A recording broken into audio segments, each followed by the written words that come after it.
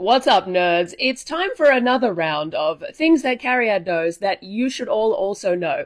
And today we're talking about the tradition of the best man at the wedding. Yeah, if you have ever had to sit through an excruciating best man speech, I need you to know that 1500 years ago, this man's only qualification had to be that he was able to kill someone, like really fast. So we've kind of lowered the bar a little bit. So historians think that the tradition of the best man originates in Gothic Germany. At this time, men were expected to marry someone in the community, but often there weren't really enough women to go around, which meant that sometimes bachelors had to go and raid neighboring villages to find a bride, which also meant that the groom needed backup. In this case, the best man wasn't the groom's, funniest friend who can drink beers really fast, but literally meant the best man with a sword, the most skilled warrior in the whole friendship group. But the best man's job didn't stop there. No, no, no. It was also his job to stand the closest to the bride and groom during the actual ceremony, just like we do today, just in case any disapproving family members decide that they wanted to cause trouble and try and break up the ceremony.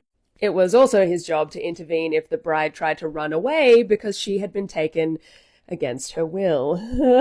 It was also the best man's job to stand out the front of the house that the newlyweds were staying in and guard it. Originally, the honeymoon period existed so that the newlyweds could hide out long enough just in case the bride's family didn't really approve of the wedding and everybody could calm down. And there is also evidence from the time of a bunch of churches that have essentially an armory hidden underneath the altar. The most prepared best men would sneak into the church early and hide clubs, knives, spears, swords underneath the altar that they could pull out at a moment's notice just in case the bride's family decided to cause trouble. Even the tradition of the whole wedding party wearing outfits that are very similar originates from this period.